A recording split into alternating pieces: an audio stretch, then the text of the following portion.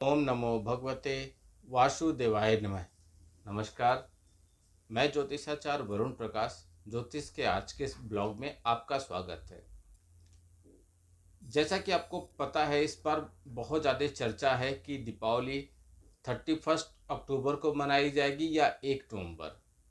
इस विषय पे बहुत ही ज्योतिषाचार्य के अपने अपने मत हैं, अपने अपने विधान हैं, लेकिन मैं आज उस पर चर्चा नहीं करूंगा। आज मैं दीपावली से पहले जिसकी तैयारी करनी है उसके बारे में तैयार बताऊंगा, धनतेरस के बारे में। उसके बाद धनतेरस के बाद दीपावली पड़ेगी, तो धनतेरस के वीडियो के बाद दीपावली का वीडियो आएगा। धनतेरस के बारे में समझिए कि धनतेरस 2024 का कब है, तिथि क्या है, पूजा विधि क्या है, धनतेरस का महत्व क्या है और धनतेरस के दिन क्या खरीदना आपके लिए शुभ होगा। धनतेरस, जिसे धन त्रयोदशी भी कहते हैं, इस नाम से भी जाना जाता है, दीपावली के 5 दिवसीय उत्सव की धूमधाम से शुरुआत करता है। यह हिंदू धर्म के प्रमुख त्योहारों में से एक है, जो धन और समृद्धि के देवता धनवंतरी और देवी लक्ष्मी की पूजा के लिए समर्पित है। इस दिन लोग अपने घरों में धन और समृद्धि का स्वागत करने के लिए विशेष पूजा अर्चना करते हैं। माना जाता है कि धनतेरस पर शुभ मुहूर्त में खरीदारी करने से माता लक्ष्मी की कृपा प्राप्त होती है और सुख समृद्धि बनी रहती है। धनतेरस के शुभ मुहूर्त क्या है, यह समझ लीजिए। धनतेरस हर साल कार्तिक महीने के कृष्ण पक्ष की त्रयोदशी तिथि को मनाया जाता है। कार्तिक महीने के कृष्ण पक्ष को, यानी कि अंधेरी रात की त्रयोदशी तिथि को मनाया जाता है। इस वर्ष 2024 में धनतेरस का पर्व 29 अक्टूबर मंगलवार को पड़ रहा है। धनतेरस तिथि का प्रारंभ 29 अक्टूबर के शाम को 6:02 पे होगा और इसकी समाप्ति 30 अक्टूबर के शाम को 6:03 होगा। तो लगभग यह 24 घंटे का रहेगा। 29 के शाम को 6:02 पे चालू होगा और 30 के शाम तक आपका 6:03 तक धनतेरस की तिथि रहेगी।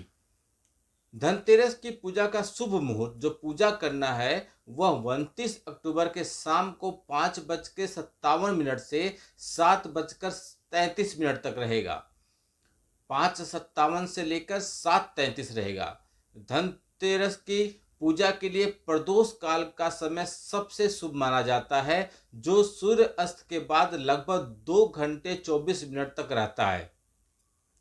इस दौरान स्थिर लग्न का होना भी विशेष रूप से शुभ होता है। ऐसा माना जाता है कि स्थिर लग्न के दौरान की गई धनतेरस की पूजा से माता लक्ष्मी अस्थायी रूप से घर में विराजमान होती हैं।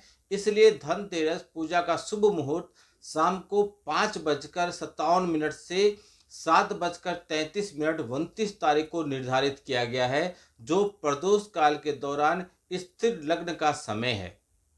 अब धनतेरस की पूजा विधि कैसे है, यह भी आप समझिए कैसे करेंगे पूजा। तो धनतेरस की पूजा अपेक्षाकृत सरल है और इसे घर पर ही किया जा सकता है। पूजा विधि निम्नलिखित चरणों में संपन्न की जाती है, या निम्न जो मैं आपको वीडियो बताऊंगा उसके माध्यम से संपन्न होती है। पहला पहला दूसरा आप समझ लीजिएगा। स्नान और साफ सफाई। पूजा से पहले स्नान करके पूजा स्थल को साफ और शुद्ध कर लीजिए, गंगा जल छिड़क उड़क के शुद्ध कर लीजिए।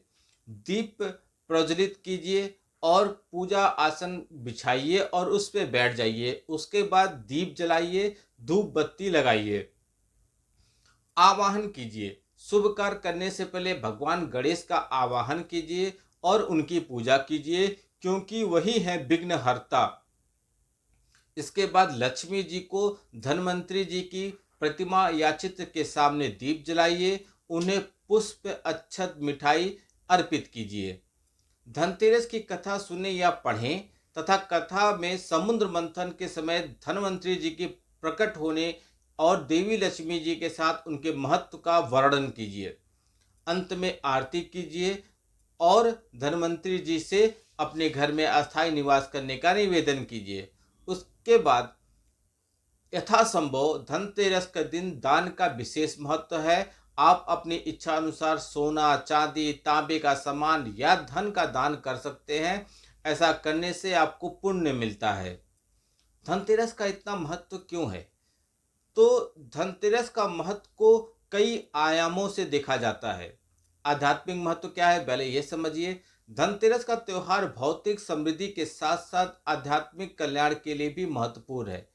भगवान धन्वंतरी की पूजा से स्वास्थ्य की प्राप्ति, अच्छे स्वास्थ्य की प्राप्ति और रोगों से मुक्ति का आशीर्वाद मिलता है। वहीं देवी लक्ष्मी जी की पूजा से माता लक्ष्मी की कृपा प्राप्त होती है, जिससे घर में सुख शांति और सकारात्मक ऊर्जा का संचार होता है।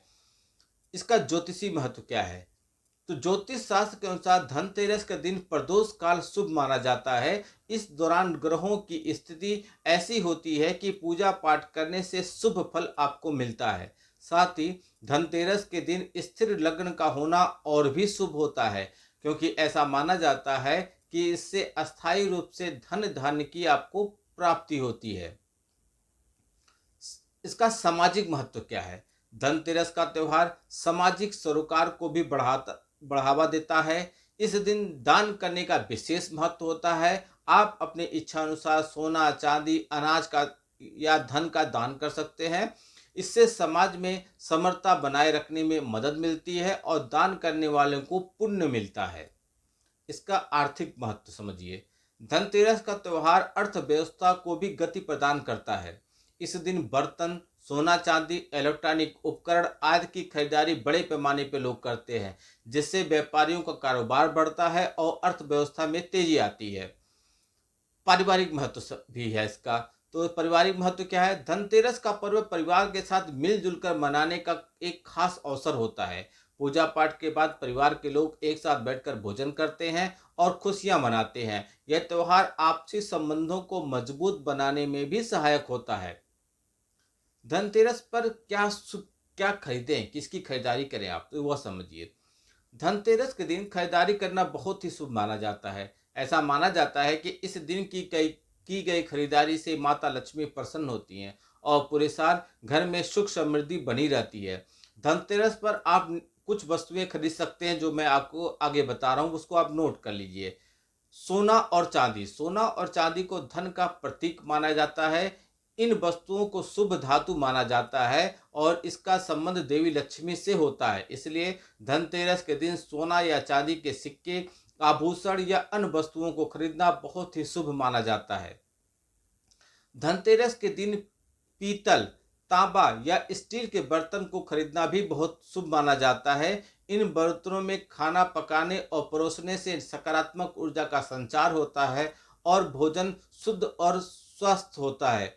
लेकिन बर्तन खरीदने में से ज़्यादा कोशिश कीजिए पीले रंग का बर्तन खरीदिए, वह ज़्यादा अच्छा रहेगा। आप इस दिन हवन सामग्री या धार्मिक ग्रंथों की भी खरीदारी कर सकते हैं। धनिया के बीज और का धान समझते हैं, जैसे चावल निकलता है, धनिया का बीज या धान का प्रतीक यह होता है, धन का प्रतीक होता है। इस दिन धनिया के बीज खरीदना घर में रखना शुभ होता है। वहीं झाड़ू को भी शुभ माना जाता है। धनतेरस के दिन झाड़ू खरीद कर घर की अच्छी तरीके से सफाई करने से नकारात्मक ऊर्जा का नाश होता है। कुछ लोग इलेक्ट्रॉनिक उपकरण भी खरीदते हैं, मैं इसके लिए मना करता हूं, लेकिन ठीक है, आप खरीद सकते हैं अगर आपकी कोई इच्छा है। आप अपनी आवश्यकता और बजट के अनुसार इस दिन इलेक्ट्रॉनिक उपकरण भी खरीद सकते हैं। धनतेरस पे जो भी खरीदारी आप करते हैं, उस पे कुछ बातों का विशेष ध्यान होता है, उसका ध्यान रखिएगा।